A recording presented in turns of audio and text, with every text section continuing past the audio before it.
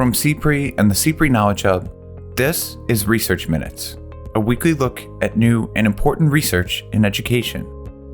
Today, we look at the National Assessment of Educational Progress, often called the nation's report card, and what its latest results tell us about American students. What's happening is kids at the bottom of the distribution are falling further behind.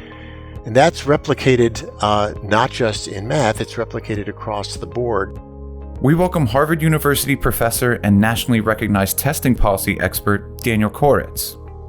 He joined CPRE Executive Director Jonathan Supovitz to break down the latest assessment data and its implications for student outcomes, equity, and education policy. If you don't know what the problem is, you can't possibly solve it effectively. And the strategy we've taken is, they know how to do it. We'll just tell them that their scores weren't high enough. It's absurd. We have to stop pretending that we can ignore what happens in classrooms and simply set targets.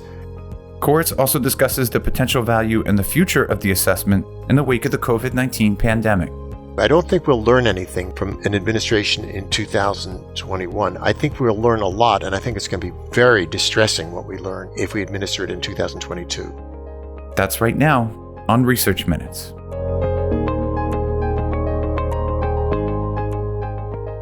Hello, and welcome to Research Minutes. I'm Jonathan Supovitz, the Executive Director of the Consortium for Policy Research in Education, headquartered at the University of Pennsylvania's Graduate School of Education.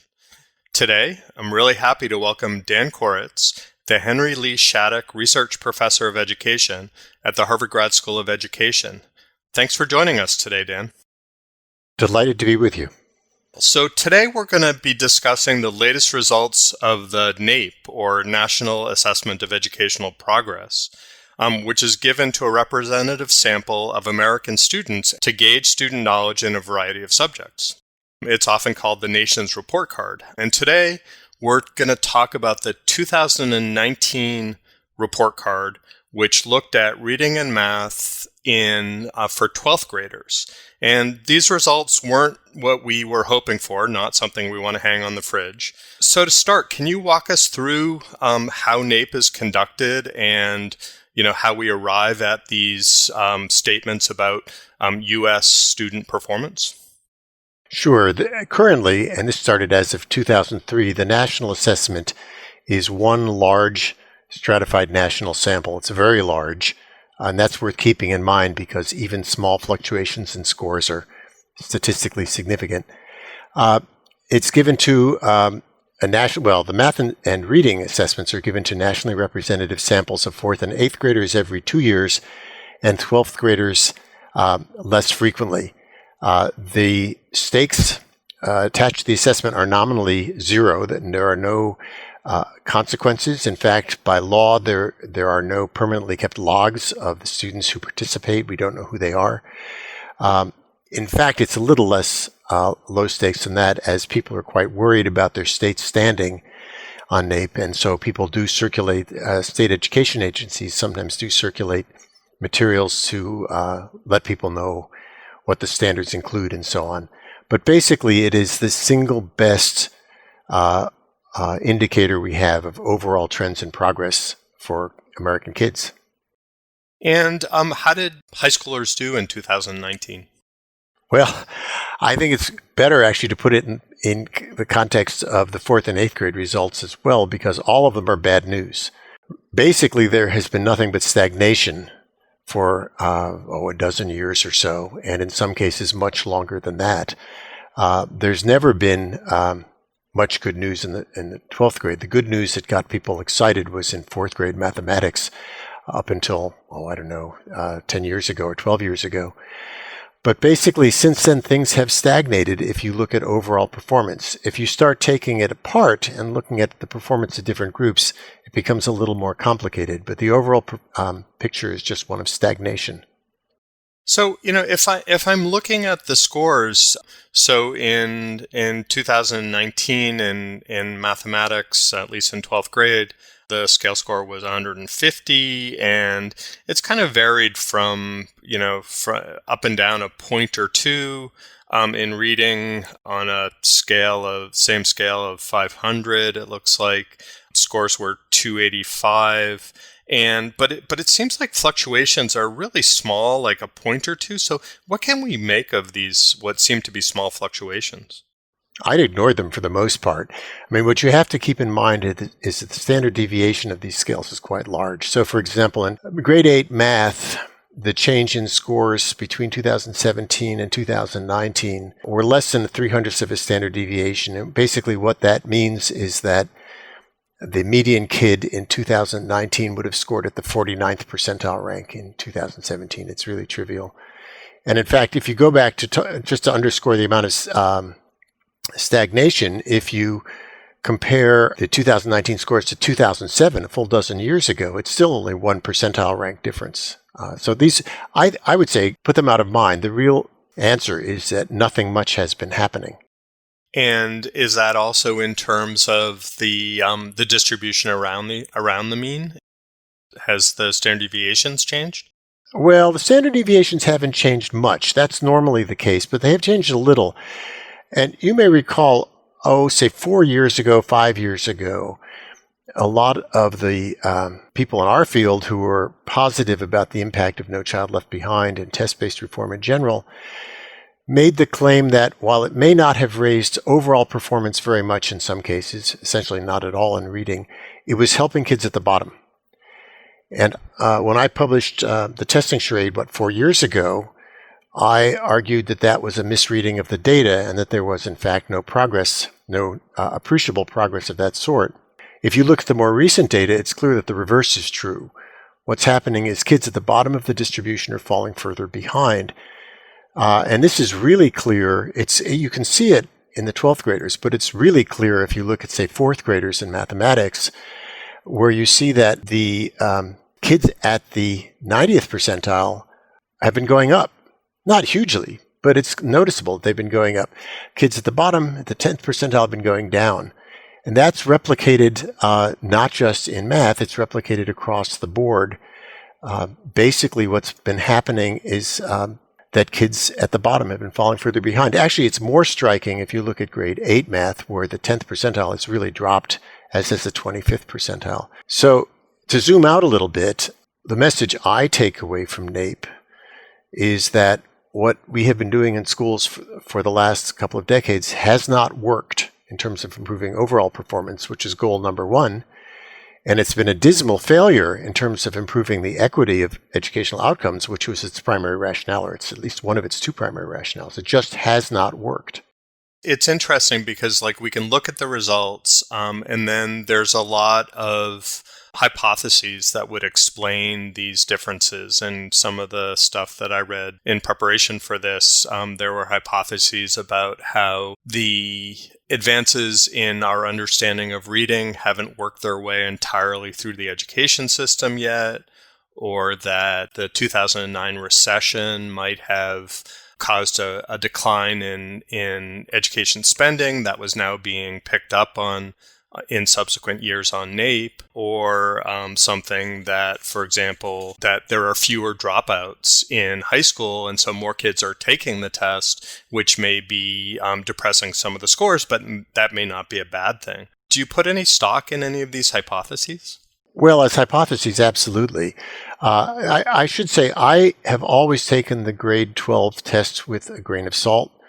The testing window is from January to March of every year, and I think most of us know what's going on in the spring of senior year. It's very hard to get seniors to pay attention to anything, let alone to a test that isn't going to have any consequences for them or their school. So I've always been a little skeptical, and that's for that reason. I think it is. Well, let me say it's another reason why we should look at the 12th grade results in the context of the 4th and 8th grade results and to look for similarities between them. Now, there are all sorts of other things that are going on, and to my knowledge, no one has tried to systematically disentangle them and see how plausible these alternative explanations are. I mean, you may know that's how I started my career many, many, many years ago, looking at trends up until the early 1980s, but I haven't seen that done recently. But whatever else is going on, it's clear that there has not been a major positive effect of educational change. So one of the things that we've noted is the lack of consequences of these tests, which might reduce motivation to put in good effort and to try to encourage performance. Which way do you think that cuts? Does that reduce potential bias or any kind of efforts to influence performance? Do you think it's more valid to have a test that has low or no stakes versus a test that clearly kids and teachers are motivated to try and perform towards? Well, on balance, yes, but it's actually a more complicated question. So first, let's think about the motivational problem in a little more detail. If the question were simply, might eighth graders perform better if this were not a test dropped out of the sky that's going to disappear again? Perhaps. And there are a bunch of studies, there aren't many, but there have been studies going on for a long time that try to use things like paying for scores to see how much motivation matters. And the answer generally has been a little. It does matter somewhat. But when you're talking about trends, which is what I'm talking about, motivation is a much more unlikely culprit. Because if the trend is flat and should be up, let's say the trend really should be up and you want to blame the fact that it's flat on motivation, what you have to argue is that motivation has been getting worse over time. And I don't see any evidence that that's true. Now, that's one side of the equation. The other side is what to make of higher stakes tests. And it's crystal clear that the amount of emphasis we've placed on high stakes tests has created large biases, and not the order of magnitude, well, let me put it, much larger than the ones that seem to be caused by low motivation. There are studies that show biases of up to 0.75 of a standard deviation in the scores are obtained on high stakes tests. And there could be a middle ground. There could be a middle ground of tests that matter, but matter to a degree that's more reasonable and that doesn't have the upward bias that we've seen in our tests. But in our system, which is enormously test-driven even after ESSA replaced No Child Left Behind, the bigger risk is that we're being misled by high-stakes tests, not by lower-stakes tests. Given that the U.S. is such a decentralized system, what are the benefits and drawbacks of trying to produce a national trend of performance, given all the variability among states about their efforts? Well, it all depends on the conclusion you want to draw. Originally, the test was designed just to give us a national picture, not to give us information that states could act on. And in fact, in the original national assessment design, there were no data at a finer grain level than 4 regions. It was a deliberate decision not to provide state level data. And it was just to give us some picture that might be relevant, for instance, for thinking about even economic policy. This is, after all, one economy. The push to provide state-level data started in the 1980s with the Alexander James report. And at the time, some of us expressed concern that that could ironically undermine the national assessment by giving state departments of education incentives to find ways to teach to it, which has in fact happened to some degree. We don't know how much, but it has happened to some degree. But also, I think it is useful, even though that was a risk, I think it is useful for states to have some notion of how they stack up against other parts of the country and what that implies for what they need to do, how drastic their reforms need to be. That said, if you follow test data, there's nothing in the state comparisons that's at all surprising. I mean, if the state comparisons had started showing that Louisiana and Mississippi were outscoring Minnesota, those of us who followed this sort of data would have said something's wrong with this test, because nothing has ever shown that before. But still, I think it can be useful particularly for states that are not doing as well as they think they ought to be doing, to have some way to quantify that. And is it also useful from a state perspective to contrast performance on our state tests versus on NAEP? Well, I wish they would do that more. Again, the issue there is trends because, I'll just use as an example one that I gave to students in a class at Harvard last week. New York State started a new relatively high-stakes testing program in 2006. And there was no way to compare cross-sectionally the 2007 scores on that test to the 2007 NAEP. They're not on the same scale. There's no linking, right? They're just numbers. But what you can compare is the trends. You can say, all right, let's just set 2006 as 0 on both tests and see whether they more or less tell you the same story about changes over time. And the answer is no, they did not show remotely similar things about change over time. In 8th grade math, for example, the national assessment scores went up about 1/6 as much as the state test scores. And that's actually, since your focus is really on policy, that's a really interesting case for policy, because the city, New York City, and the state took diametrically opposed positions in responding to that news. The city's position, Joel Klein's position, was, I don't care what's on NAEP. The state tests what we care about, and that's going up. The state, David Steiner was the commissioner at the time, and Merrill Tisch, the then chancellor of the Board of Regents, went to the press and said, this shows that there is something fundamentally wrong with our testing program, because scores are clearly inflated. And they actually made some changes to the program. My response to Joel's position was, you tell parents what content in the national assessment they should not be thinking about when you tell them math is getting better.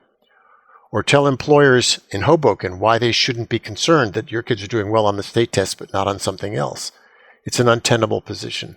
Yeah, I'm trying to imagine what kind of a policy response might be made to the major findings of NAEP, which are generally flat and stagnating performance, and then unfortunately what seems like it rises on the high end of the scale and declines on the low end of the scale, which obviously seems to be exacerbating inequalities. And so I'm trying to imagine what macro policy considerations might be made from these kind of results. Is that the way that policymakers will look at NAEP and try and think about, economic infusions or beyond education interventions? Well, I hope so. I'm not entirely optimistic because, frankly, the field has been fairly bullheaded about this in the past. But I think it's really clear. I think it was clear several years ago that what we've been doing just hasn't worked. I published a book saying exactly that 4 years ago, before we had these last 2 assessment cycles. And I think we owe it to kids to admit that and start thinking about what we might do differently. There were a handful of people when we started down the road of high-stakes testing a long time ago, George Medaus, Laurie Shepard, I was one, Bob Lynn, who said, this probably is not going to work. And I'm rather distraught that I was right. It just has not worked. It didn't make sense that it would work, but it has not worked. So I think what we ought to do is step back. We have, in some sense, an opportunity. We've had 4 years of complete disruption in which our attention has been turned to other things. There really hasn't been anywhere nearly as much focus on what you're calling the macro level of education reform. So I think we should take the opportunity between the fact that we have to start again and we have this, I think, really discouraging news, and ask the big questions about what we might do that's different from what we've done over the past 20 years. And I think we have examples of things done elsewhere that we can try. They won't necessarily transplant well to our fragmented system. But I think one of them, I'll give you just 2. One of them is that we have, for a long time, since the early 1990s, set performance goals completely arbitrarily with absolutely no evidence that the targets we were setting were feasible by legitimate means. And in many cases, they were not feasible by legitimate means. We were calling for change to be made much more rapidly and much more consistently over time than people actually can do it. And so what are the choices? The choices were to fail, or to cut corners, or to cheat. And teachers did all 3 of those collectively. It was absolutely predictable. It's like going into a hospital and saying, we know nothing about cardiac medicine, but we want your fatality rate from heart attacks to drop by 30% in the next 5 years. That's what we're doing. We're just making up numbers. So step number 1 is, if we're going to set performance targets for people, they ought to be things that we can argue persuasively are reasonable and obtainable by legitimate means. The second, which is even bigger, I think, is that we have to stop pretending that we can ignore what happens in classrooms and simply set targets. Many, many years ago, Linda Darling Hammond called high-stakes testing the kick the dog harder notion of school reform. And she was exactly on the money. We basically, the underlying premise is somebody either knows how to do what they should do or can figure it out if we just push them hard enough. And that wasn't true. It just wasn't true. We didn't give them good supports. We didn't revamp teacher training. Until recently, we didn't even look at what was happening in classrooms. Now we look, but in a very constrained way. And there are reasons for that. One reason for that is because teacher evaluations were historically a failure in this country, and subjective judgment in schools is a very tough thing to do. But the fact is, what we did instead didn't work, right? And we've seen year after year it does not work. So I want to see whether we can find tenable ways to pay attention to what's happening in classrooms and actually improve what's happening in classrooms, rather than relying on external factors like test scores or market pressure. And actually, let me add one thing there. The people who are not enthusiastic about test-based accountability were in many cases enthusiastic about market-based reforms. But asking whether market-based reforms work is kind of like asking whether medicine works. It's simply too general a question. And we set up a system in which it was unlikely to work because the public debate, we created a public debate about the quality of education, or nominally about the quality of education, that was in fact only about test scores. And so market-based competition became competition for test scores, just as public schools were desperately trying to raise test scores.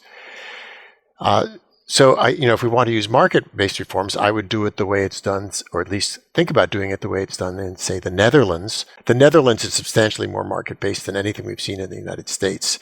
There's a constitutional prerogative to establish schools in the Netherlands. But parents have real information. It's not just chasing test scores. The Netherlands actually has more of a tradition of standardized testing than most countries in Europe. But the inspection reports, which are made available on the web to any parent who wants to look at them, don't just look at test scores. The inspectors have a long list of things that they are supposed to watch in schools and report on. And I think that's one of the key things we have to change. We have to look at more than test scores. We have to remember that the people who designed this technology in the first place were adamant that they are not an exhaustive measure of the goals of education. They are, as they put it, specialized supplementary information. This is really interesting, the pathway that we're heading down here, because I think that there is a perspective that test results are supposed to shine lights on what we're talking about, which are the supports and the instructional technologies that are used to produce performance. And somehow we've gotten into this cycle, and maybe you can help me understand how we can get out of this cycle of doubling down on the test when we see poor test performance, right? Which seems to be the strategy that we used with No Child Left Behind. So I guess my frustration here is how to get out of that cycle. Right. I think the first step is to recognize that we ought to be using tests as the starting point, if we're going to use them for accountability at all, as a starting point for accountability, not as the end. If you see that a school has, all you see in a state capital usually is that a school has, let's say, consistently low scores. You have no idea why. None. Right? The logical thing to do would be to say, and actually this is something the Dutch inspectorate started doing 10 or 15 years ago, saying, all right, if there are low scores, somebody has to go in and find out why, and then you can design an intervention to address it.